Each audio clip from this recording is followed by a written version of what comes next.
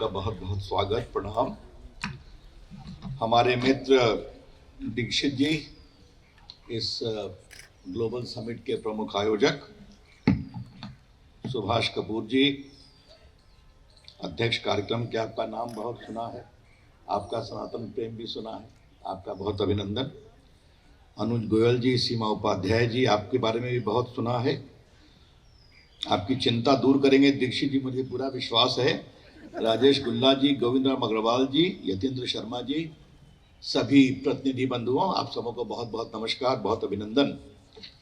मैं विलंब से आया क्योंकि कल दीक्षित जी ने कहा कि आपको इस कार्यक्रम में आना है, तो आज व्यस्तता बहुत थी, आज माननीय प्रधानमंत्री जी का कार्यक्रम था, तो हमने कहा उसके बाद ही आ पाऊंगा। जो पूरे देश के लोगों से बात कर रहे थे, जो गरीबों के कल्याण की योजना है। मित्रों, मैं इस पूरे कार्यक्रम को एक सांस्कृतिक परिवेश में रखने की कोशिश करूंगा, क्योंकि ये जो पूरा आयोजन है उसमें न्यूरोथेरेपी है, नेचुरोपैथी है, इन सबों की जड़ क्या है ये अपने मन में समझना बहुत जरूरी है। And you need to take it as a part of your mission. Bharat की सोच क्या है, बाकी संस्कारों की सोच क्या है, चिंतनों की सोच क्या है। Largest good of the largest number, ये पश्चिम की सोच है। मार्क्सवादियों की सोच क्या रही है, वर्ग संघर्ष होगा, गरीब आगे आएंगे, बाकी पिटेंगे। तो ना गरीब आगे आए ना आगे वाले पिटे, वहां एक तानाशाही प्रक्रिया आ गई, आपने देखा है। तो देश का नाम लेने की जरूरत नहीं। हमारी सोच क्या है। मुझे अच्छा लगा दीक्षित जी, अभिनंदन, कि ये जो पूरा आपका अभी आपने इसका उद्घाटन कराया, उसमें क्या था, सर्वे भवन्तु सुखिनः सर्वे सन्तु निरामया। इस मोटो का मतलब क्या है, और अच्छा लगा सरल हिंदी में रखा गया है। सभी सुखी कैसे हों, सभी निरोगी कैसे हों, समृद्ध कैसे हों। हमने सबों की बात की है, हमने कुछ की बात नहीं की। और ये दर्शन हमारा आज का नहीं है, इसी दर्शन से निकला है वसुधैव कुटुंबकम, पूरे विश्व का कल्याण। और हमारे देश के जो बड़े बड़े चिंतक, सोचने वाले आए, क्या कहा कबीर दास जी ने, साईं इतना दीजिए जामे कुटुंब समाए, मैं भी भूखा ना रहूं साधु न भूखा जाए। हे प्रभु, मुझे 2 रोटी दो, एक मैं खा सकूं, कोई साधु आए उसे भी खिला सकूं। क्या कहा महात्मा गांधी जी ने, there is enough in this world for everyone's need, there is not enough in this world for everyone's greed. ये नीड, आवश्यकता, और ग्रीड, लालच, इसके बीच का सेतु है भारतीय जीवन पद्धति और भारतीय संस्कार। ये समझना बहुत जरूरी है।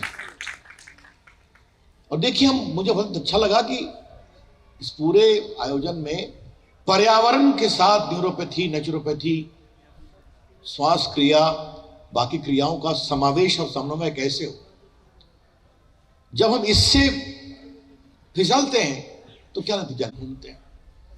आपको नई दिल्ली में बहुत ग्रीनरी मिलती है। कौन से पेड़ हैं, पीपल का पेड़ है, बरगद का पेड़ है, नीम का पेड़ है, जामुन का पेड़ है। जब मैं अपने बंगले में आया तो वहां बहुत पेड़ थे।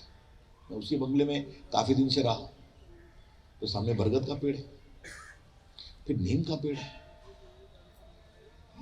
जानने की कोशिश की, सुबह उठता था तो तोते आए हुए हैं उस पर, बाकी आए हुए हैं। तब मैंने जानने की कोशिश की कि बरगद सबसे अधिक ऑक्सीजन देता है, और बरगद का पेड़ ऊपर का पानी लेकर नीचे भरता है, ताकि नीचे का वाटर चार्ज और अधिक बढ़ाए। तो हमारे ऋषियों ने क्या किया, बरगद को आध्यात्मिक स्थान दे दिया। जाओ बरगद की परिक्रमा करो, धागा बांधो।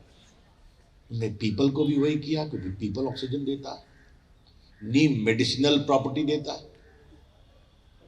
हमारा जो जामुन है, दिल्ली में आप देखते होंगे जामुन का पेड़ फल भी देता है, उससे डायबिटिक भी कम होती है और ऑक्सीजन भी देता है। तो अंग्रेज समझ गए ये भारत की परंपरा थी। और जब हम आजाद हुए तो क्या किया, हम चले गए रशियन मॉडल पर। तो आप दिल्ली से चंडीगढ़ जाओ तो आपके रास्ते में दोनों तरफ इक्लिप्टस के ट्री, बड़े बड़े पेड़ दिखाई पड़ेंगे। वो पेड़ क्या करते हैं, नीचे का पानी खींच करके ऊपर छोड़ देते हैं, क्योंकि वहां रशिया में ठंडा होता है। तो हम चले गए समाजवाद साम्यवाद के चक्कर में, तो रशिया का पेड़ भी उठा कर ले आए। ये जो बहुत बड़ी गड़बड़ी हुई है, इसको समझना बहुत जरूरी है। और ये समझने का काम पूज्य शंकराचार्य की तरह समर्पित लोग तो करते ही करेंगे। आप लोग का काम है blend this thought process with modern medicinal need. ये मैं आपको मेरी अपेक्षा आप लोगों से है कि आप जरूर करें। और जब आप उसको इस भाषा में रखेंगे, और आज मैं अपने प्रधानमंत्री का सम्मान पूर्वक याद करना चाहूंगा, जब भारत के प्रधानमंत्री यूएन कैंपस पे योग करते हैं योगा दिवस के दिन, तो पूरी दुनिया में संदेश जाता है। आज 126 देशों में योग हो रहा है, यूएन ने उसको अप्रूव कर दिया। जब मोदी जी स्वयं प्राणायाम करते हुए खड़े होते हैं तो पूरे दुनिया में एक संदेश जाता है। मुझे याद है कि उस समय मैं उनके साथ मंत्री था, तो जब कोरोना अपने हाइट पर था, तो एक दिन मोदी जी ने कहा कि विदेश के प्रधानमंत्री राष्ट्रपति बात करते हैं कोरोना में, आप क्या कर रहे हैं, मैं क्या कर रहा हूं। तो उन्होंने कहा मोदी जी आपसे हम बाद में अलग करेंगे, मुझे प्राणायाम के बारे में बताइए। राष्ट्रपति प्रधानमंत्री दूसरे देश में पूछ रहे थे व्हाट इज प्राणायाम। मोदी जी काढ़ा क्या होता है, क्योंकि उनको किसी ने बताया कि प्राणायाम करोगे तो ये ठीक रहेगा, तो इसका असर नहीं पड़ेगा। काढ़ा पियोगे तो अंदर से मजबूती आएगी। तो भारतीय संस्कृति की एक बहुत बड़ी मजबूती है कि वो अपने तरीके से अपना जगह बनाती है।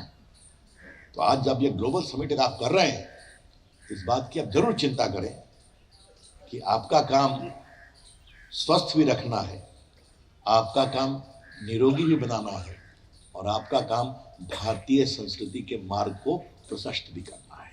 ये मेरी आप लोगों से अपेक्षा जरूर है। मेरा एक और परम सौभाग्य रहा कि मैं रामलला का वकील था अयोध्या के मामले। मैं इलाहाबाद हाईकोर्ट में मैंने बहस की थी हिंदू और रामलला के वकील के रूप में। मेरा परम सौभाग्य रहा, वहां जीते। जब मामला सुप्रीम कोर्ट में आया तो मैं देश का कानून मंत्री था, तो मैं बहस नहीं कर सकता था। आज मैं आपको बताना चाहता हूं, मुझे बहुत गर्व हुआ मंदिर निर्माण समिति से कि जो भव्य राम मंदिर बन रहा है वो बिल्कुल प्राचीन भारतीय मान्यताओं के अनुसार बन रहा है, वास्तुकला के माध्यम से बन रहा है। और मैं आपको एक बात बताना चाहता हूं, वो 1000 वर्षों के लिए बन रहा है। उत्तर भारत के जितने मंदिर थे बड़े बड़े, क्या मथुरा, क्या काशी, क्या वृंदावन, सब तो वो औरंगजेब महाशय ले गए, पता ही है आपको। अब हम लोग ठीक कर रहे हैं, ठीक होंगे। दक्षिण भारत के मंदिर आज भी हैं कि वहां औरंगजेब के पैर नहीं पड़ पाए, या पड़े तो शिवाजी खड़े थे उनको रोकने के लिए और रोक दे दिया। तो मैं आपसे एक बात कहूं, मैं उन्हीं मंदिरों की बात कर रहा हूं जो 2000, 1500, 3000 साल पुराने हैं। रामेश्वरम मंदिर 3000 साल पुराना, चिदम्बरम मंदिर 2500 साल पुराना, तिरुपति मंदिर लगभग 1700 वर्ष पुराना, जो पद्मनाभ मंदिर है केरला में तिरुवनंतपुरम में, वो 3000 साल पुराना, महाबलीपुरम का मंदिर 2000 साल पुराना, बृहदेश्वर मंदिर जो चोलाओं ने बनवाया था वो भी लगभग 1700 साल पुराना है, कोणार्क का मंदिर 1700 वर्ष पुराना है, और प्रभु जगन्नाथ का मंदिर भी 1800 साल पुराना है पुरी में। ये सभी मंदिर कहां है? समुद्र के किनारे है? इस 2000-3000 साल में कितना भूकंप आया, कितना समुद्री तूफान आया, कितनी बिजली चमकी, कितनी बिजली कड़की, लेकिन खड़े हैं और अड़े हैं। ये है भारतीय मंदिर निर्माण। इसमें वास्तुकला भी है, इसमें विज्ञान भी। उसी परंपरा से प्रभु राम का मंदिर बन रहा है। क्यों? उसमें लोहा का प्रयोग नहीं हो रहा। लोहे की उम्र होती है 100 साल, स्टील। और उसमें सीमेंट का प्रयोग नहीं हो रहा। सीमेंट का जीवन होता है 125 से 150 साल। वो बन रहा है किस पर? पीतल का काटी है, उसको तांबे के तार से लपेटा जा रहा है और एक पर एक ईंटा फिक्स हो रहा है। और जो भारतीय परंपरा वास्तुकला की है वो उसमें उसका प्रयोग हो रहा है। हम कहां भूल गए इन चीजों से? हमें क्यों भुलाने पर मजबूर किया गया कुछ लोगों के द्वारा? यह बड़े सवाल। इसीलिए पंडित दीक्षित जी, आपके ग्लोबल समिट को ग्लोबल बनाइए, आरोग्य पीठ को भी खूब आगे बढ़ाइए, लेकिन भारत के व्यापक सांस्कृतिक उत्थान से जोड़िए। यह मेरी आपसे अपेक्षा है और इसीलिए मैं आया भी हूं, क्योंकि मेरी सोच बहुत स्पष्ट है कि भारत के साथ बहुत नाइंसाफी की गई है। अब भारत यशस्वी भारत है, वो जग रहा है। इस देश में प्रधानमंत्री की आज्ञा, निर्देश और प्रेरणा से एक डिजिटल इंडिया काम करने का सौभाग्य मुझे मिला था, देश के संचार आईटी मंत्री के रूप में। मैं आपसे एक सवाल करता हूं, आप लोगों को कोरोना का टीका लगा था ना? उसकी जानकारी आप लोगों को कहां से मिली थी कि पहला डोज कहां लगेगा, कब लगेगा? याद है? कोई बोल सकता? बोलिए। मोबाइल पे आई थी। मोदी जी ने कहा तुम लोग देखो, जब देश में 120 करोड़ मोबाइल फोन है, 85 करोड़ स्मार्टफोन है, तो देश की जनता को बताओ कि आपका पहला टीका किस तारीख को कहां लगे। हो गया ना? हो गया कि नहीं? अब आज मैं यहां जो आपसे बात कर रहा हूं, तो स्मार्टफोन से मेरे भाषण को कितने लोग कंट्रोल कर रहे हैं देख लीजिए, आपके सामने। जाएंगे, डालेंगे फेसबुक पर, उस पर करेंगे ट्विटर, उस पर करेंगे कमेंट। अच्छी बात है। और मुझे सबसे अच्छा लगता है कि आजकल लोग क्या क्या भजन सुनते हैं। कभी कभी जाइए आप लोग, भारत की संस्कृति को देखिए सोशल मीडिया पर। एक से एक लोग देश की सेवा कर रहे हैं। क्या मंत्र सिखा रहे हैं, क्या योग सिखा रहे हैं, क्या प्राणायाम सिखा रहे हैं। पंडित जी आप हैं कि नहीं सोशल मीडिया पर? डालिए इसको भी। आपने मुझे सोशल मीडिया से एक बार देख के बुलाया था। चलिए ठीक है, बहुत अच्छा लगा। ये जोड़िए। और मेरी सबसे संतोष का क्षण तब होता है जब मैं गांव में घूमता हूं सुदूर में, तो कहते हैं रवि भैया हम भी गूगलिंग कर रहे हैं। हमने कहा बिल्कुल ठीक है, टेक्नोलॉजी के माध्यम से देश को बढ़ाना है।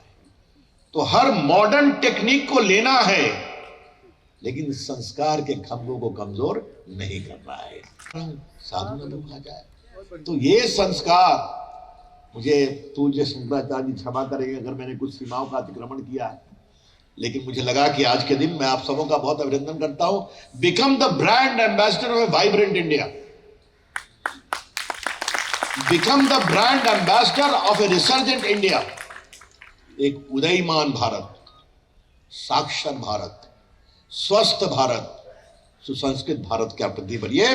बहुत बहुत धन्यवाद, अभिनंदन, नमस्कार।